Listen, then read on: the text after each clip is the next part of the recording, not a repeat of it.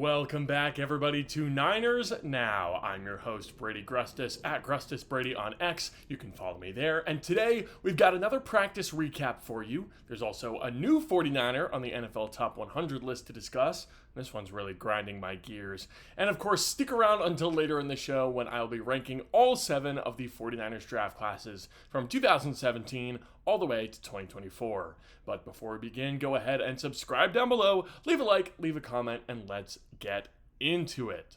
So to start, I want to talk about the latest 49er roster move, and this one is not ideal. The Niners have brought in quarterback Nate Sudfeld, which likely just means that Brock won't be playing in the preseason finale. But to make room for Sudfeld, the Niners have placed Patrick Taylor Jr. on season-ending injured reserve. This is a pretty big blow. Taylor was having a really nice camp, and his special teams flexibility made him the perfect depth running back for this team. Now, the Niners do have Jeff Wilson on the roster right now who can do some of those same things, and there's a lot of trade rumors about Brian Robinson Jr. from the Commanders, who's a big bruising back as well.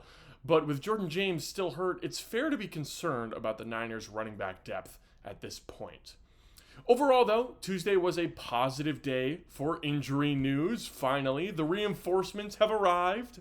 Renardo Green, Isaac Guerendo, Nick Bosa, Jason Pinnock, Sam Aquanu, and Jordan Elliott all came back to practice on Tuesday. We also got some good news on the Mac Jones front. He suffered a minor knee injury in the Raiders game, but he's only going to be out for this week. Should be all good to go for week 1. Upton Stout and Jawan Jennings are both looking like they'll return soon, according to Kyle Shanahan, and they should be all good for week 1 as well. And Michael Williams is currently listed as day-to-day, but it's looking more likely that he'll return next week as opposed to this one. This was a desperately needed update. The depth was getting really bad at a lot of positions, but hopefully we're through with the worst of it for now. Now let's quickly talk about the standouts from Tuesday.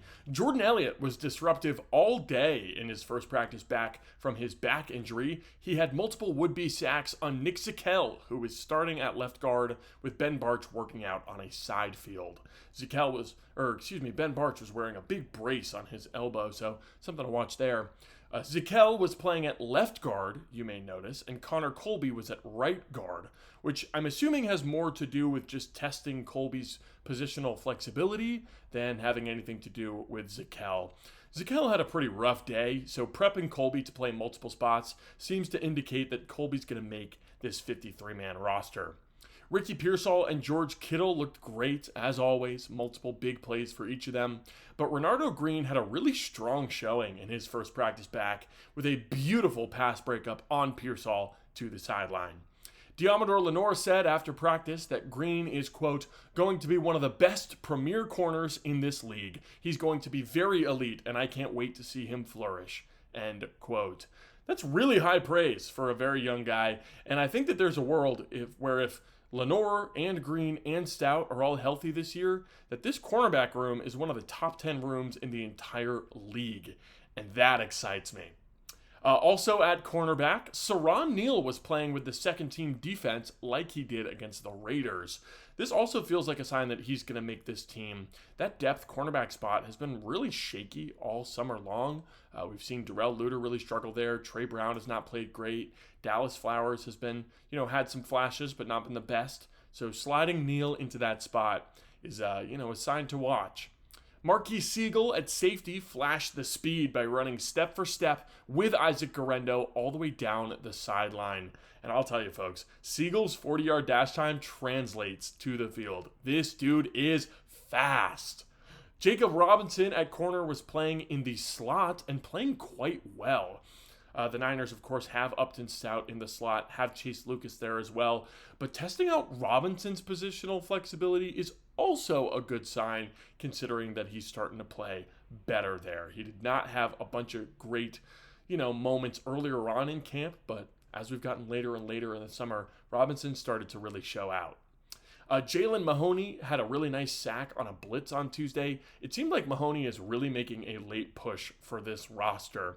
You've got Pinnock, who's back healthy, and you've got Siegel, who's playing well. But Jair Brown has not been great or even really good, and Richie Grant is still hurt. So with Malik Mustafa out, I wonder if we'll see Jalen Mahoney be a surprise candidate to make this roster.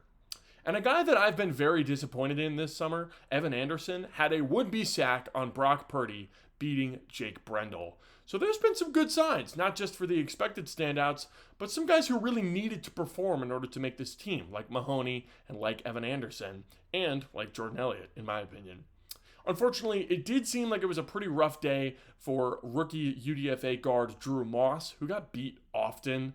And Nick Martin didn't have a great day either. He had a particularly bad loss after being blocked by Jeff Wilson into the ground. Nick Martin apparently was on the ground a lot during practice on Tuesday. He's got a long way to go. This year is likely going to be development from the bench for him. We've known this for quite a while now, but we're looking for the flashes, and we're looking for Nick Martin to show some good things throughout this summer. Now, the latest section of the NFL Top 100 list was released last week, and a new 49er has been revealed. It's George Kittle at number 31. Now, I'm sorry, there are not 30 NFL players better than George Kittle. Man, there aren't even 20 NFL players better than Kittle. Last year, Kittle was ranked at number 14 on the list, which I think is fair. But he played even better this year than he did last year. Kittle took his pass catching to a new level with all the injury concerns at wide receiver, and he's still blocking as well as he ever has, which, by the way, is the best blocking tight end in the NFL. I honestly think the only reason he's dropped outside the top 30 is the Niners team record. I bet we'll probably see Brock Bowers come in ahead of Kittle, and that's honestly ridiculous. Bowers had a phenomenal rookie year, but he's not a better football player than George Kittle. That's just the truth. I'm sorry. All the big-name Niners players took a major hit in this year's top 100 list, but this one's the one that's bothering me the most. Because you can argue the other guys had down years, right? Nick Bosa missed some time. Trent Williams didn't play as well. You had Christian McCaffrey, who only played like a little bit of the season. You'd be right in making that argument. But Kittle just had one of the best years of his career, and he's still dropping. In the video that they, released for each player, they mentioned that Kittle, quote-unquote, missed some time due to injury.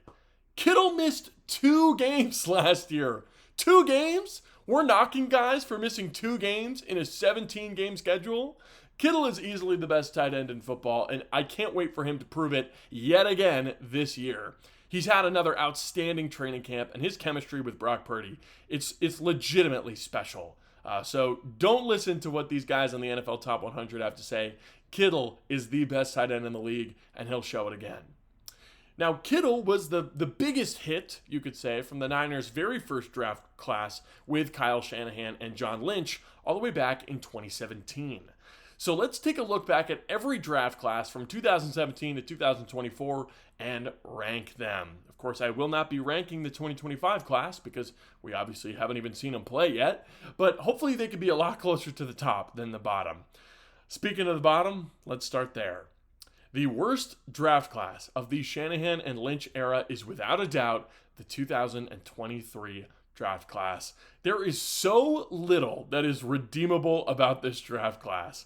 The first round pick was gone, part of the Trey Lance trade. The second round pick was gone, part of the Christian McCaffrey trade. So the Niners had to rely on their trio of third round picks to hold it down. And who were those third round picks? Jair Brown, Jake Moody, and Cameron Latu. It is genuinely hard to whiff that bad. Latu is off the team already, good riddance.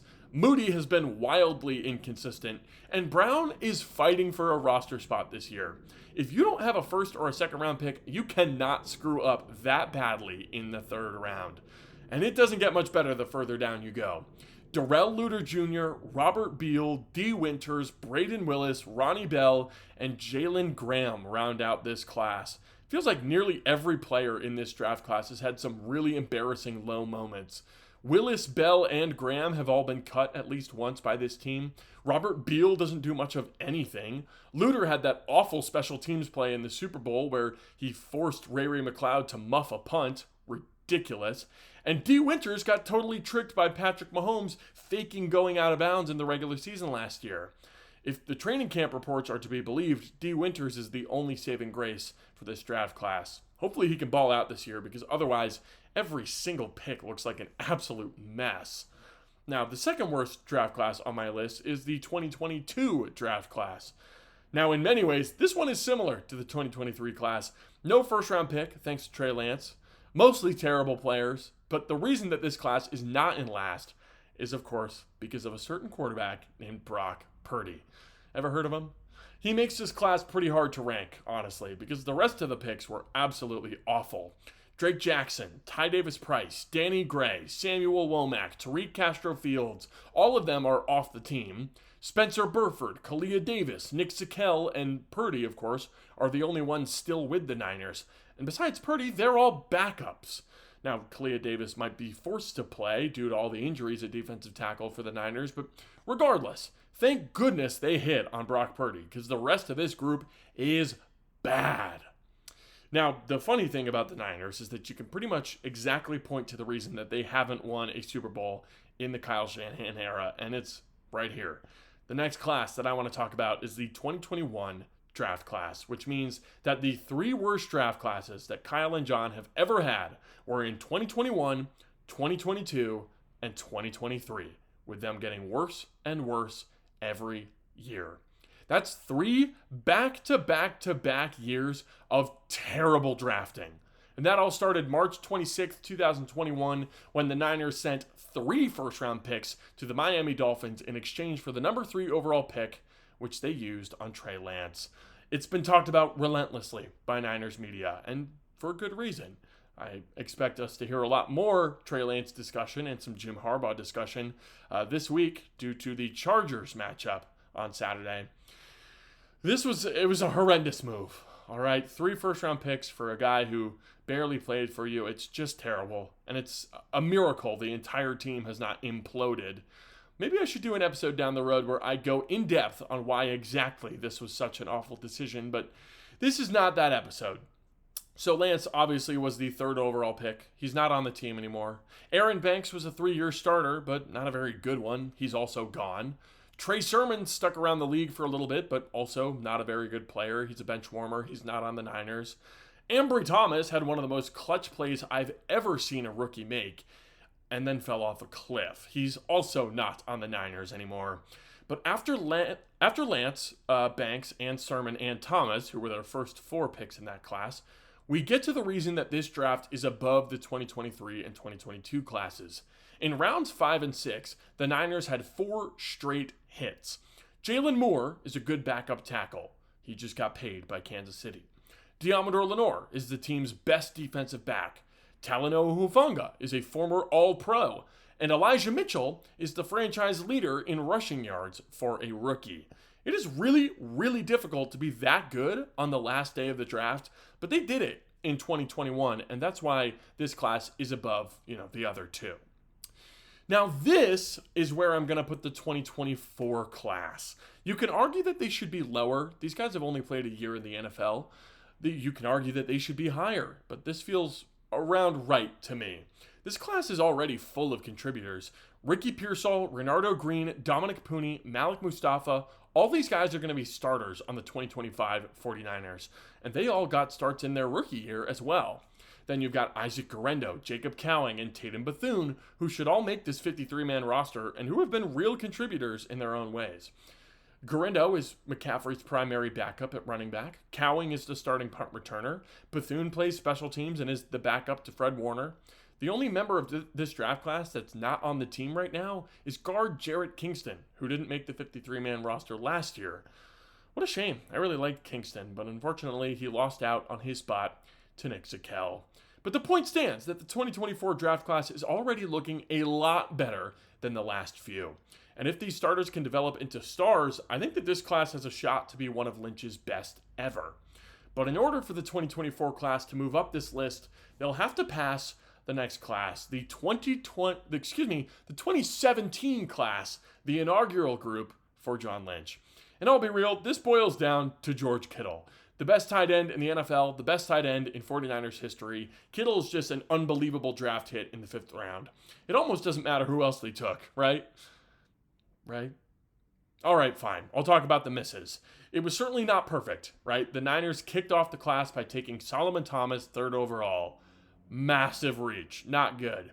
Fellow first-round pick Reuben Foster was wicked talented, but out of the league in 2 years. Bust. CJ Beathard is a backup QB, not in the league right now. I don't think he's currently signed to a roster. Running back Joe Williams never played an NFL snap as a 4th-round pick. Trent Taylor had a few good years, as did DJ Jones, who's easily the second best player from this class. Akello Witherspoon has really stuck around. He's having a career resurgence right now with the Rams, but he wasn't great for San Francisco. And then you've got Pita Taumoepenu, who now plays in the UFL, and Adrian Colbert, who's a roster bubble special team safety. Shout out to Adrian Colbert for sticking around the league so long. I did not expect him to still be on a team, but I believe he's currently with the Bears still. So yes, Kittle is obviously carrying this group, and to a certain extent DJ Jones as well. But Kittle is so good that I just can't put the 2017 class any lower than this right now. So if the 2017 class was one legend, one good player, and a whole lot of nothing, the 2018 class is pretty similar. The 2018 class is highlighted by the best linebacker in football, Fred Warner. It took Fred about a year and a half, maybe 2 years, to become the absolutely dominant force that we see today, and he's never looked back. This dude is maybe the best coverage linebacker the NFL has ever seen. And he was a former safety at BYU, drafted in the 3rd round. Yet another massive hit for John Lynch. Now, in the 1st round, they took Mike McGlinchey, who was okay for them. He's a starting caliber offensive lineman. He started every year he was with the team, and he's still starting in Denver. Dante Pettis in the 2nd was not a great pick, just didn't really have the mentality to become a star, but he's still in the league. Tarvarius Moore is a career backup, still in the league. Marcel Harris and Julian Taylor are out of the league, and Richie James Jr. actually just retired. Shout out to Richie James. He was pretty fun for that 2018 Niners team. But this class has the one who got away, man. Cornerback DJ Reed. He had a slow start for the Niners and was eventually cut. He then joined Seattle and the Jets, where he became a demon under Robert Saleh. Reed is undersized, but he was a really, really good player. He still is. He just signed with the Detroit Lions. If only he stuck around for the Robert Saleh return this year. I would have paid a lot of money to see that cornerback room with Reed and Lenore and Green and Stout. Man, I'd love the mentality of that group. Now, there's only 2 more draft classes left, and I bet that some of you were surprised to see this one all the way up at number 2. That's right, it's the 2020 draft class, the COVID year. This is the smallest draft class, in the Lynch era.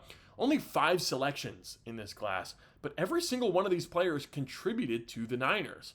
Now, Javon Kinlaw wasn't very good after his rookie season. I'd call that easily their worst pick in this class, but he did start for this team. He was also followed up by Brandon Ayuk, Colton McKivitz, Charlie Werner, and Juwan Jennings. Ayuk is a former All-Pro and the 2nd best wide receiver in the Shanahan era. McKivitz is a starting caliber offensive lineman who they found in the 5th round. Charlie Werner was a really solid backup tight end for a few years. And Juwan Jennings nearly had 1,000 yards last year as a former 7th round pick. If 4 out of your 5 draft picks hit, that's 80%. If you told any NFL general manager that they'd hit on 80% of their draft picks, they'd tell you it's the best draft that they've ever had. And in John Lynch's case, that's almost correct. I say almost because he had a better one. I'm sure some of you guessed that this would be the top class. It's in the league of its own, in my opinion.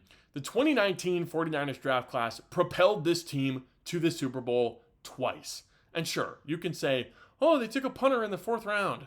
Do you know how absurd it is to have a draft class this good after taking a punter in the 4th round? It is wild. It really comes down to their 3 superstars that they landed in this class. Nick Bosa, the 2nd overall pick. Deebo Samuel, their 2nd rounder. And yet another 5th round gem, Dre Greenlaw. Getting Bosa, Deebo, and Greenlaw all in the same class, it's generational stuff. It defined the 49ers' identity for the past 7 years. And now, as we say goodbye to Deebo and Dre, it's time for a new identity. But I'll always recognize the greatness that was this 2019 draft class. I suppose I should mention, at least, the other guys in this class. The aforementioned punter is Mitch Wishnowsky. There was also preseason standout Jalen Hurd, who never played in the NFL regular season. Caden Smith at tight end didn't do a whole lot. Justin School was a mediocre backup tackle. And Tim Harris at cornerback is out of the league. So that's my ranking, folks. I've got 2019 as the very best class and 2023 as the worst. Ironic how both of those years are the years that the Niners have made the Super Bowl. Interesting. What do you think of my rankings? Was I too high on any of these classes? Am I sleeping on one? Where do you think that the 2025 class will rank when it's all said and done? Let me know down below, leave a comment, leave a like, and let me know if there's any topics that you'd like to see me cover. Thank you all for watching, and subscribe for 49ers videos 5 days a week. I'm Brady Grustas at GrustasBrady on X. This has been Niners Now, and I'll see you tomorrow.